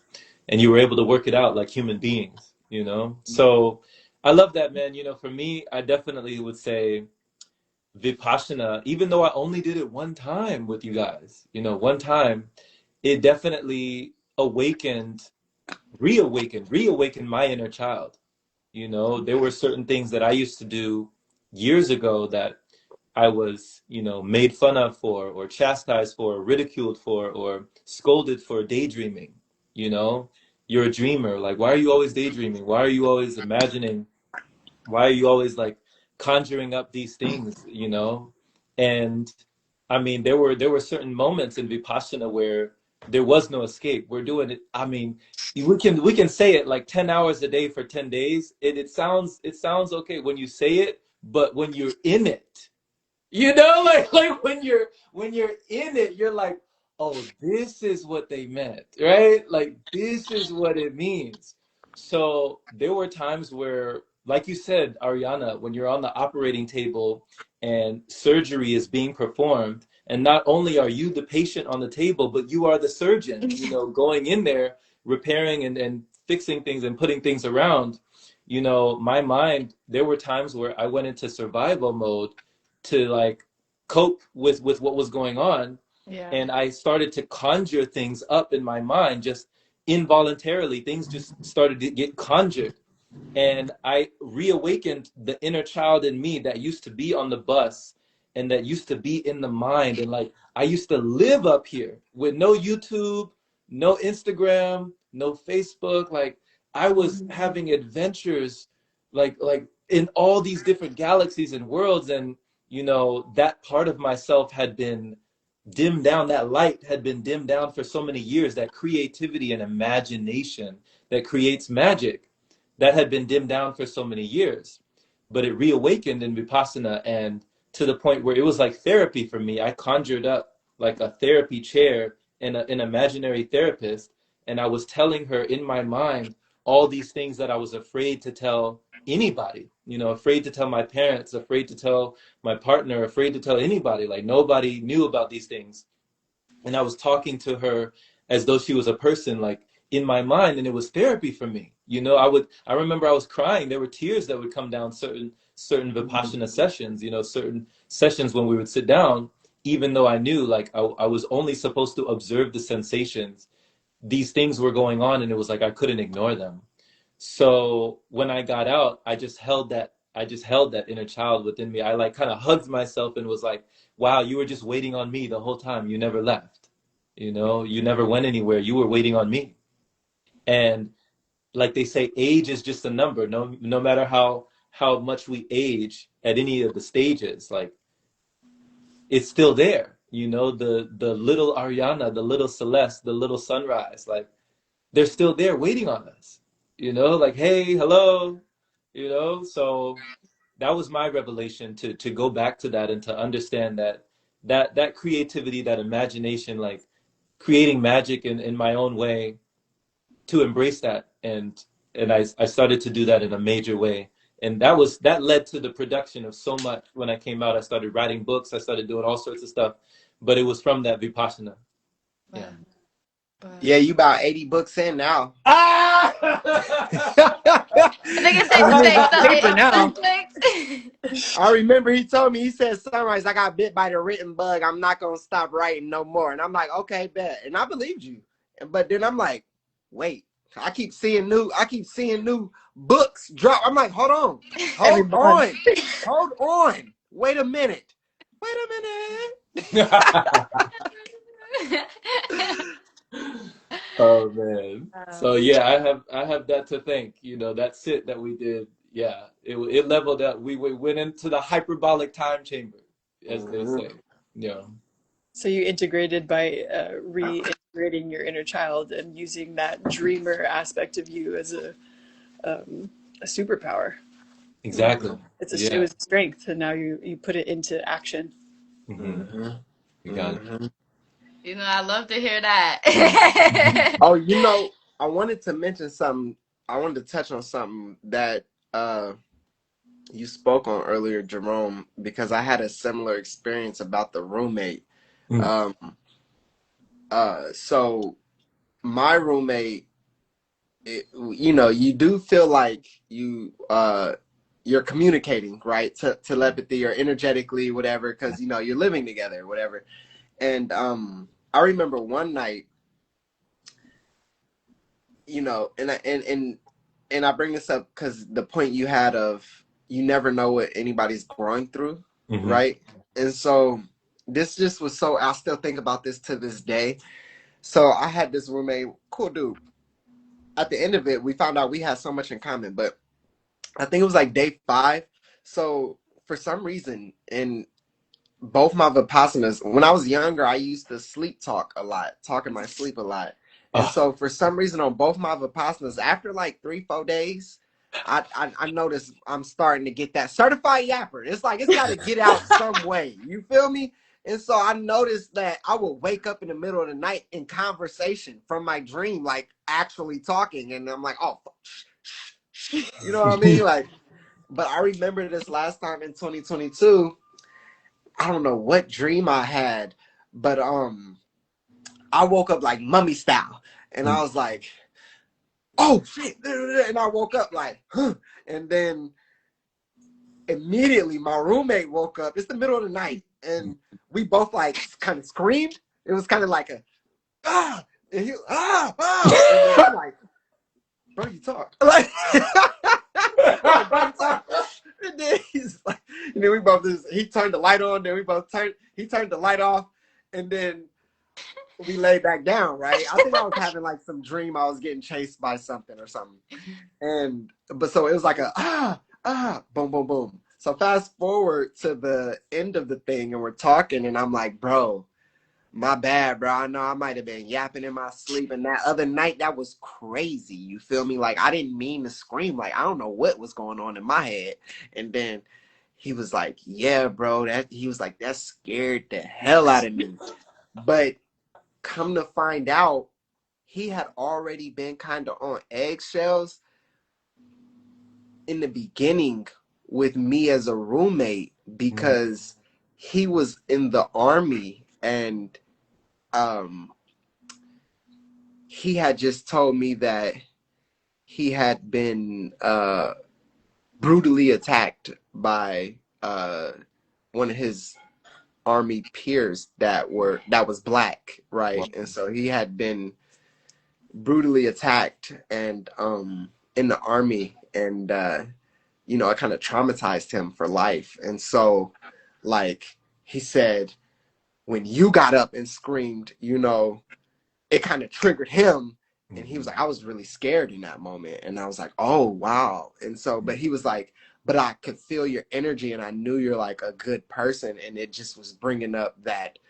trauma and it was like I was dealing with that as well and I was just like, oh wow.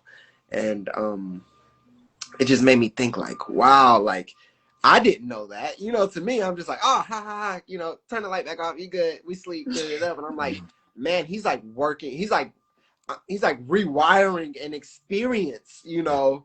Yeah. And I just wanted to touch on that. Like, yeah, you really and that's in life. Like, you never know what people are going through, what they've been through. And like you said, because like you said, same like with the guy in your roommate. I didn't know. He looked like a BMX skateboarder, bro. He looked like, you know what I mean? He looked like he was in the army, kind of buff, you know what I mean? And so just seeing that, and it's just like, wow, like everybody has a lot of unpacking and work that they're doing and you really just don't know what is going on in people. Yeah, so I We just all wanted to have, touch on that. yeah, we all have that universal inner child that's Mm-hmm. gotten multiple masks, stories, projection, shame, all of that placed on top of it. But it's all deep within us Mm-hmm. still. It will never go away, Mm-hmm. you know? It's the essence of what we are. You know, it's interesting you say that. I had a lot of really profound like experiences in my sleep. Like there was genuinely traumas coming up in my sleep. Like I was like, there's no escaping this. Like literally, like things were coming up in my sleep. And I'm not gonna lie, like I had a room alone. I was the only person that dormed alone at that too. And Mm. so that was even I was grateful for it. I'm gonna be honest with you. I feel like I got to really release in the ways that I needed to, especially at night. Man, I would get out the shower, close that door, and be like, oh, another day, like another day. You know, like nighttime, it would hit me so deeply because I think it's but someone kind of mentioned like the question in the beginning. I think it is very powerful the fact that in Vipassana we're doing it as a co-creative collection because truth be told, I don't think I would have been able to do it if it wasn't in that way. Mm. Because the fact that other human beings, we are reflections of one another and see each other and one another. So just like you said, when you open your eyes and see everyone sitting still, you're like, oh, okay, let me lock back in. It's just the aspect of even the emotional part of it. Like you are very much witnessing and aware that other people are experiencing the same thing as you. So although you can't talk, although you guys are, like I said, 10, 11 hours a day of meditation, it's very comforting to know that like I can do this because they're doing it. It's that mirror. If it was a aspect alone, it would be a whole, like if it was forced, if the attention going into it wasn't really like I want to get into the depths of my mind, of my cells, of these sensations and stuff, it would be a way different aspect. But I think even though it was a triggering moment in that, you see that so much medicine was in that for one another, even the aspect of not talking, like our essence and reflection of one another brings the medicine we need at all times. And so in bringing Vipassana into that day to day, the heart and compassion meditation, these things, man, we don't realize how like this live alone could really make someone's whole day because we don't know what people are going through. You just bringing that energy to the car accident, like in a day to day reality, the things that you say, the smile that you give, it can go such a long way, and you'll never even realize. I think that's the beauty of like serving. Like you went and served, the aspect of just sharing even this information. Like I thank you guys so much for coming on here because I really wanted people to just get different perspectives. And so many people have been interested, and it is a scary thing to go, oh, I'm gonna duck off for 10 days and just go with myself. Self is for a lot of people a very scary thing because we have a lot within us, but it's also the most liberating thing because underneath all the sensations and all the the codes and stuff in our body that is held is that essence of where we originate from. And that's the whole journey, is yoking and unifying and remembering that God source essence. You know, can we talk about the post Vipassana bliss? Because it's a bliss. It's It's a I don't know, high. huh? It's a high. It's a high. hmm It's a It's high. like you go through so much, like we all been saying, the trenches, and then he hit you on that day 9 with that. I met you with some of that bomb. I can't even do the voice, but that bomb. He tell you it's the bomb. Put the medicine bomb. He said you just went through surgery. Then we're gonna do the medicine on it, and then you show the love, the meditation where you sit in the love, and then you're like, I made it. You're like, I made it. Oh, you know what I mean? And then like everybody's glowing and like, yeah. I just wanted to talk about that. Yeah, yeah. This is Celeste. Can you, Go can you ahead, Celeste. Go ahead, Celeste. Yes, it was a high, and I will say the high also comes with this like hypersensitivity where it's like if you're not ready, like it could be overstimulating and overwhelming. Like I could be feeling a lot more than what I usually feel, and I don't know if any of y'all have experimented with psychedelics, but it felt like I was on psychedelics without taking psychedelics. Like I was Yes. just like I could see and feel things that I could not see and feel before if I was not on like substances, and it was just like, oh, so now I feel this high, and it can be a little lonesome, like if like, which is why I'm so grateful I sat with you guys, because it's like we went through this together, even if we have different experiences and different, like however long the high lasts and what that means for us and our perceptions of it is different, but we still did it together. So the high, it was It was lovely, and it's like almost a new tool to have in your toolbox to learn how to flow with. Mm-hmm. So yeah, it was amazing, and also an adjustment to learn how to live with almost that much joy and sensitivity and pain, like Yeah. overall. Yeah. I feel like when I first got out, though, seeing you guys, I think was the highest for me. Mm-hmm. Like still being in the center, and then Aw. like seeing you and being like, wow, we made it. And honestly, not even having to say anything, Right. just like looking at each other. It was like we had telepathic moments where we were like, yo, yes, we did that together, and we made it, and we're stronger and brighter and ready to conquer almost. Like Mm-hmm. we have a mission, we're on mission, we in flow. Like it's like we realigned with that like vision. And so Mhm. to me that was the highlight, and that was the high for me. Is like Yeah. coming out, all of us feeling aligned and on mission, and really not even having to say anything. Right. And that's something I feel super grateful, specifically with you guys, and now Ariana, and like anyone else that has sat, is there's an element of, we know that we don't have to say as much. Like Mm-hmm. we can really just be in silence a little bit longer than the average person. Mm-hmm. And it's like that to me is the daily high, is Yeah. to have an extra pause. Yeah. Yeah, that little extra. You know, they say the difference between ordinary and extraordinary. You know, Mm. Mm. just That's that a little that extra. just that little, that little extra. And I definitely agree with you. You know, it's just, you realize like I mean, I told you, Sunrise, like afterwards, I felt like, nah, man, we're not friends. We're not friends no more. We're brothers. We're brothers. You Yeah, know, like we're yeah. family. We're family. Like we are, like, after going through that, you really felt that camaraderie. You really felt like, oh, we just went through something together. And Celeste, you and I mean, we've sat together after that. Like the sit continues. Mm-hmm. The sit continues. It doesn't stop in the Dhamma hall. Mm-hmm. Like you said, Ariana, it keeps going, it keeps growing. So, I mean, there's been times where I've needed to sit and breathe before doing something, before teaching qigong. And Celeste, you sat with me. Ariana, we've done breath work together. We've sat with each other. In the early rising. Yeah. And sunrise. You're helping people. Through the moving meditation of trap chi. You're helping them breathe through so much. That's inside the body, that's locked inside. So now that since you've sat with yourself, you can help someone else. Mm-hmm. So it's major. Yeah. Yeah. I, Sunshine. well, I was gonna say, I know that after I felt like a superhero. I'm like, after Vipassana, I'm like, I'm about 2 years away from levitating. I know it. I know it. I'm like, I'm hella elevated now. I'm elevated. I'm about to, hold on. Am I still on the ground? Okay, I'm still here. Okay. I'm about to levitate. But no, it's funny. Going back to the the not fear, but almost the like of grabbing your phone afterwards. And like I remember specifically from my first sit, the Kelseyville one, because Kelseyville's like up in that mountain. You say you serve there, so it's like up in that mountain.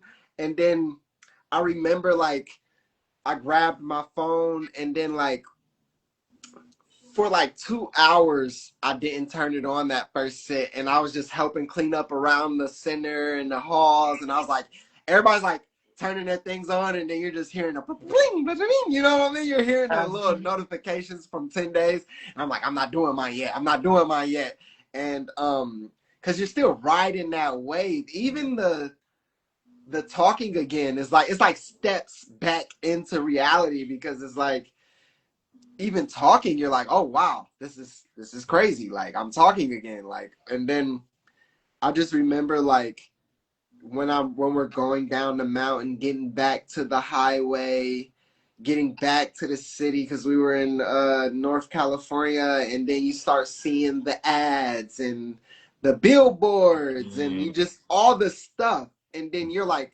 Celeste said, you're like hypersensitive. You're like, oh wow, oh wow. And then I remember even turning my phone on. I'm like, okay, I'm gonna do it. Boom. boom, boom, boom, boom, boom. You hear all these notifications, and then you I was hypersensitive to like, oh, how the phone is like trying to, it's like magnetic towards your energy. And I'm like, oh, I could feel it like I could feel it grabbing at me. Like, you know what I mean? Like for my attention. And so I just remember, you know, just feeling super high vibrational and feeling like, yo, this is something like we were talking about, like this is a lifestyle, because this is like I felt like it was the literal experience of bliss. I was like, this has to be bliss. Like this has got to be what bliss is at the end, like towards the end. And he's giving that those medicine bomb meditations, and I'm just like, yo, this is. And the crazy part is, it cost nothing and took nothing but releasing things. Like this level of bliss from Man. letting go of all the things. Like it didn't, like people, like I'm sure there's millionaires and billionaires that would pay half of what they got to experience that level of bliss. Yeah. When it was just like, all it was taking away the stuff and sitting in nature and literally just sitting with yourself. And it was like, wow, like that was free. Like that's something, you know what I mean? And so it was just really like life changing. And I remember just being like, yo, if I was like president or king of the world, like this would be like mandatory. Like before the age of 18, you must sit at least 1 10-day thing. Like I would be like, if I had any laws, that would be the law. And I genuinely believe if everybody in the world did at least one Vipassana, it would be Wow. world peace like that. It I was. genuinely believe that. Like if we all did it, it would be, because the internal the surgery is just so intense. And yeah, and like I would feel there would be times when I would feel you, Celeste, in the meditation, and I would know, I'm like, oh, she's growing through it too. I would see you in the meditation hall too. And sometimes there was a couple times where it was just me and you in the early risings, you know, that 4 a.m. sit, that 4 a.m. sit when you wake up and then you gotta go, you take that walk out, you take that walk to the meditation hall, and then it's like, we here another day, and then we here, and then after the 4 a.m. and the 6, and everybody get up, and you just gotta still take a couple seconds to be like, good gosh, that was 2 hours of craziness. And yeah, and it's just like a whole bunch of acceptance and surgery and stuff, and it's just like, yeah, the bliss afterwards is crazy. And like you said, it's an adjustment. It's hard. So one of the questions earlier was like, how do you ease out of Vipassana? It's like, it kind of hits you and you got to like implement the practices, acceptance, equanimous. Like you got to just flow with it because it hits you, you know, all the noise, you know? Yeah. Yeah.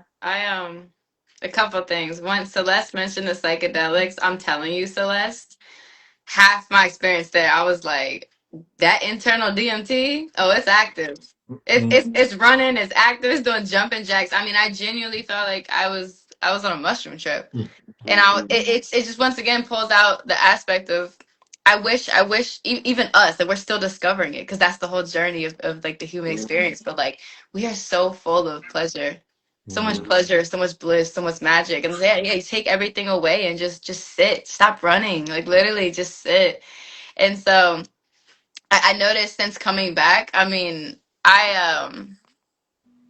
the level of I just feel like unification, like connection to that like psychedelic like feeling with God. Like I feel like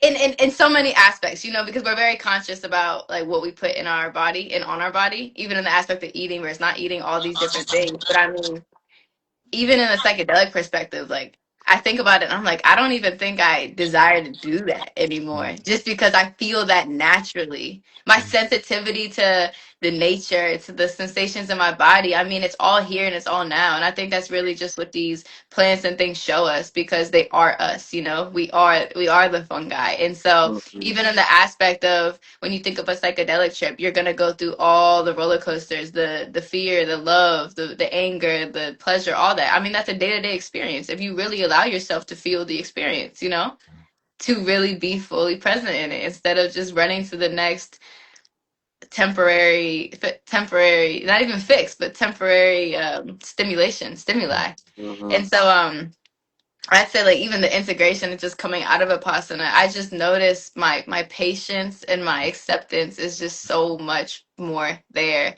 Like, in the aspect of, I could witness something that's happening right now, and I'm like, you know, it's literally gonna go away though. Like, it's just gonna go away. Like, my reaction to it doesn't help myself nor anything in this circumstance. Like, and I think it's one of the hardest parts for me is being able to navigate with different humans, honestly. Just because of that reason, you start to, once again, you start to observe how many of us are like almost casting spells on ourselves, you know? Just Mhm. like reacting and things. And so talking, you know, when we first broke the talking fast, I felt paralyzed. Like, my nervous system was not prepared for that. I mean, the second we got the meditation hall, this one girl, she ran up to me so excited. She ran and she was like, I've been waiting to talk to you the whole time. Girl, where are you from? Oh my God, I looked at her and I was like this, and she was like, we can talk now. And I was like, no, like, I don't know where I'm from anymore. Sorry. Like, that answer changed within itself. Like, I was paralyzed and talking again because, once again, that bliss you feel, just that connection, that internal guided system that turns on and emits those different everything. I mean, wow. But that the main way I said, like, it's just showed up day to day is just the aspect of the patience. Yeah. Like, I feel like it dissipates fear on a whole nother level, because in that aspect, you know, a lot of times when we're fearing, it's false evidence appearing real. It is us clinging to something and then going to future, past, this and that. Once again, once you sit and experience like that, or even just in different aspects, but the Mhm. losing of time starts to dissipate, you know, the aspect of, okay, I'm fearing that what the situation's gonna last and I'm gonna be stuck here forever. Well, that's impossible. Everything's impermanent. So what is there to fear? You know, like, it really starts to dissect your mind in every decision that you make, even in the conversations that I choose to engage with and things. So it's been beautiful. It's a ride though, for sure. The overstimulation and things, the how easy it is to get sucked back in to the, you know, that world. Yeah. For sure. Yeah. Was it the pregnancy fear girl? Who ran up to you talking? Oh, nah, it wasn't. It wasn't her. No, it wasn't. It wasn't her. It was another girl. The girl that was there. It was she actually came with her boyfriend though. And so she Mm. when I had been talking to her, you know, like I said, when she told me that she was scared that she was pregnant and her boyfriend was in the room with her, and like it was hard for her to navigate through and etc. Um, man, it was really interesting, like hearing her, like I said, you never know what someone else is going through on the other side of that. But like last night when we could talk, I talked to her, and just hearing what she was experiencing, the different thoughts and things coming up. I mean, I couldn't even imagine if I was her. Like, if I was her, you know, you just didn't think like, oh, I might be pregnant right now. What can you do? There's nothing you can do. Like, just to sit with that fear. I mean, wow. I was like, that's a different experience for sure. Good Yeah. for the baby. If you are pregnant, I'm like, wow, you're starting the baby off right. Start that baby Good. off with a 10-day. Straight up. It's funny that my friend who told me about Vipassana, she did that. She knew she was pregnant and went back for it. Wow. Yeah. Wow. Wow. I I never love we didn't that. get to talk about it because yeah, for whatever reasons. But yeah, it's if you like that, man, it's home. Mm-hmm. Well, I Once you think sit that's there, the powerful. Dharma centers are like home on Yeah. earth. I think that's powerful. It's like the beginning of the pregnancy. It's like a intentional death and rebirth to move more intentionally throughout the pregnancy, you know? I think that's actually very beautiful, very powerful. And I Yeah. feel like in some essence, like we're all pregnant in a weird way, where it's just like we're processing a lot, and whatever we're like transforming and transmuting, like there's a birth that's happening within Yeah. ourselves. Mhm. Yeah. Yeah. In Jerome's case, I guess birth of books and like that, like Yeah, I like feel one like I'm, example of many, but yeah, yeah, birth of like visions. Yeah, pregnant with ideas, you yeah, know, exactly. pregnant with possibilities, pregnant with potential, you Yeah. know. Yeah. Because, like, what do you do with all this information? You know, it has to be transmuted into something. It has to be created into something. And even in that aspect, you know, the more that you actually spread the information and like make art into it, the more is coming to you. It's that ever, you know, you're pouring out the bucket and more is coming in. That's that flow. Yeah. Thank you Mhm. for saying that, because that's also part of the high. And by the way, my phone's really low battery, so if it cuts out, it just ran out of battery. But the post high and dealing with the overstimulation, I found myself going to a spiritual psychosis because it was so overwhelming. And what I learned later was this spiritual psychosis. There's so much information like that you're taking in, and you're not outputting enough. So when you're talking about like actually using that energy, it's really important to teach and like create and get that energy flowing. It can't just be like a taking in everything and then not outputting it, because then it's too much. Yeah. It can become really challenging. So I guess Yeah. that's part of it, could be part of the post high. And I thought about that too when you're like, everybody just needs to go to Vipassana like at least once when they're 18. I'm like, well, but make sure that they are like, they have tools to deal with the aftermath, because as someone who Yeah. went through that, who didn't like, and it was really intense and it took me along. And if I could like create some kind of what I wanted to do is like create a program for before and after Vipassana, because it's like, yo, are you aware that this is a marathon? Have you ever sat more than 10 minutes? Like, what does that look like? And then the aftermath of like, hey, like, what does it look like to go back to whatever space you're in? And are you continuing the practice? And like, what does that look like to integrate in your daily life? Like, if they've never done like substances, and this like heightened sensitivity is completely new for them, they may not know how to deal with it. And it could be re-traumatizing if they were grieving or like had unresolved trauma like before their sit. Like, it could be re-traumatizing. So Right. it's what you said is like teaching and using that energy for if you don't know what energy you want to use it for service. That's Mhm. all. Yeah. That's all I'll Mhm. say. If you don't know what you want to create, what Mhm. you want to teach, whatever it is, then use it for service. Mhm. Yeah. That's a gem. We got to pin that one. That was good. That Yeah. was good. That's a gem. Mm. Yeah, it's like we have to. I wish I would have understand that years ago, because I feel like when I first started diving really deep into just surrendering to like the calling, the journey, right? I tried to do everything in a mind perspective. I'm like, oh, change my mind, change my mind, change my mind. But there was way too much up here. It wasn't until I started to get into the body, and like that's when, like we have to connect, because at the end of the day, like yes, Mhm. we are experiencing itself through this reflection, right? But we are in a car. We're in a Yeah. suit. We're in a spaceship. And so Mhm. we have to be able to also nurture and take care of that Mhm. just as much, because that determines how much, like it's the mind body soul connection. So Mhm. yeah, I think I love that you said that. And I think it's beautiful you even thought about creating that, because now looking into it, I know that when I go into it again, I definitely plan on maybe getting an Airbnb or a hotel or something and just sitting by myself for a few days, going to a spa, getting a massage, because it really is hard to hop right back into this world and everyone's asking you like, how was your experience? What happened? Everyone's trying to talk to you, like everything. Like I think it's integration in everything we do, whether it's the psychedelics, whether it's Vipassana, whether like anything that we do, it needs integration, because that's where the wisdom is actually soaked in and embodied.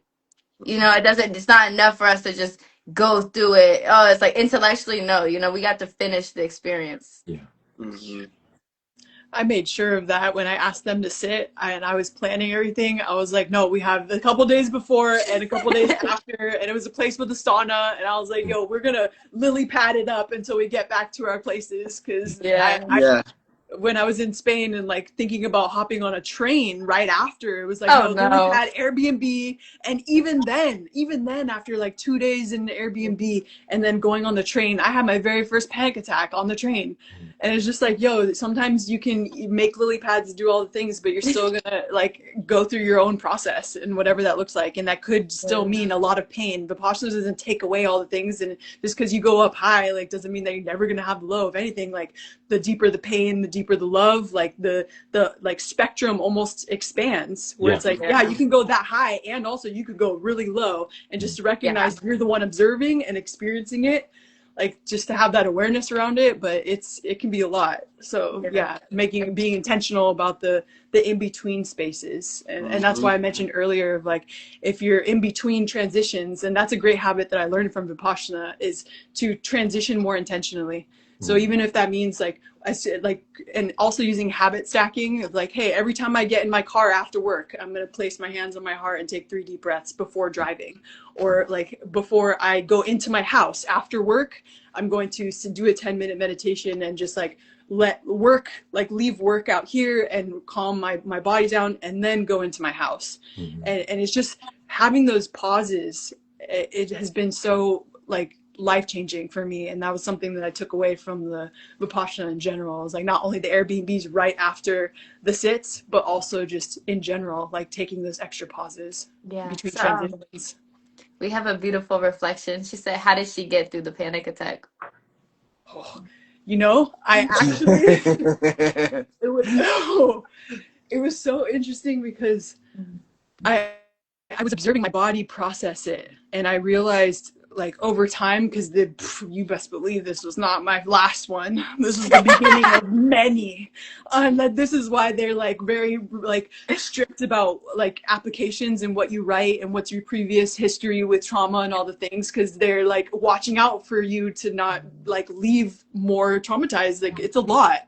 And so how I dealt with it was I stayed in observation. I was watching the sensations and recognizing that it was just energy passing through me, instead of, like, letting the panic get to me of, like, wow, I'm gonna die. It's like, no, like, there's just a lot of energy moving through my body. And so I just let myself cry it out, and I ignored what other people were thinking of me. I just let myself cry on the bus. And I knew, and you know what's cool about Vipassana and what I learned my very first sit is when I was like, every time we would sit, I would go for a walk. And when I went for a walk, I would release, I would cry.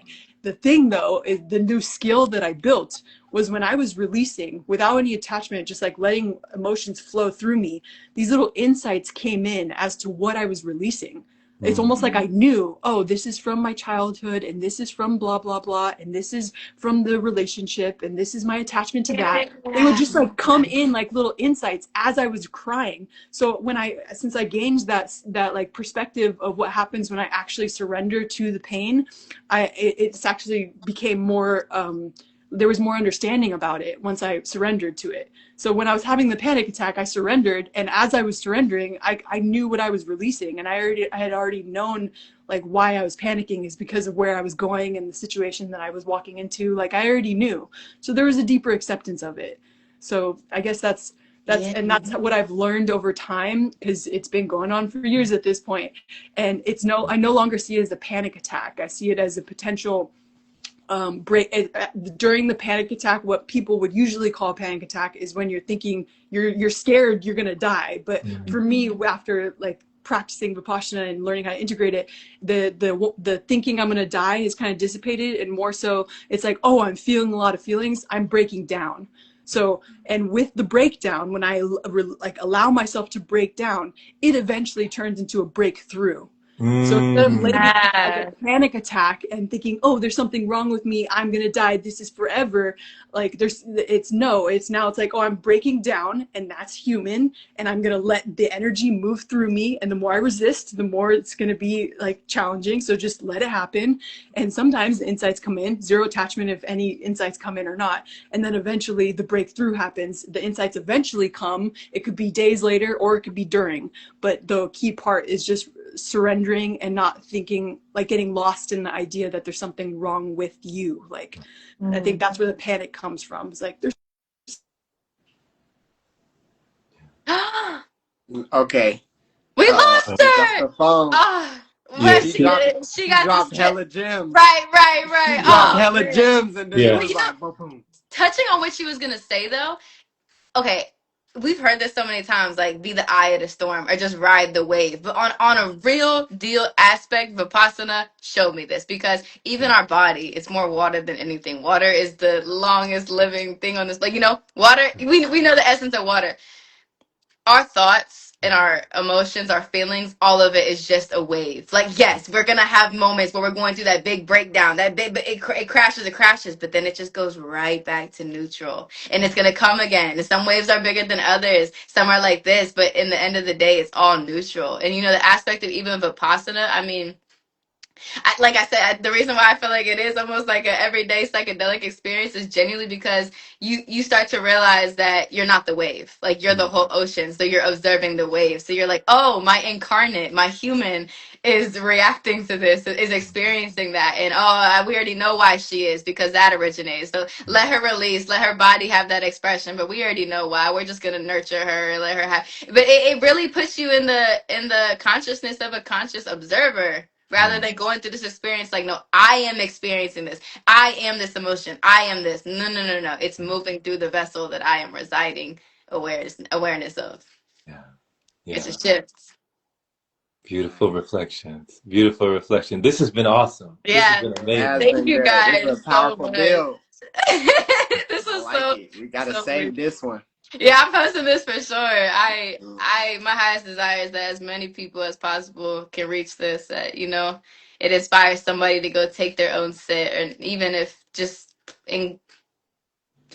implant more meditation into their daily routine and just prioritize that connection. You know? Absolutely. Yes. Yeah. Yes. Absolutely. So thank you for this. Thank you for Yeah. this, Yes. Ariana. Thank you. Thank Thank you you. This is guys. a So great much build. love I to you love it. guys. Yeah, Yes. so much Yes. love. And thank you as well for sitting, for taking the journey of just allowing yourself to explore what's within and go through the whole roller coaster of it. You know, you guys are now lights and shining stars in this world affecting so many. So thank you for the trap chi. Thank you for the Mm-hmm. daily chi gong. Just thank you for Mm-hmm. the light that you bring because I love it and everyone else does. So I love you Yes. guys. Yes. Love and light. Thank you. All right. Yes. You guys have a Blessings, beautiful y'all. See day. y'all in the ethers telepathically. Yes, sir. Peace. As above, so below. Bye.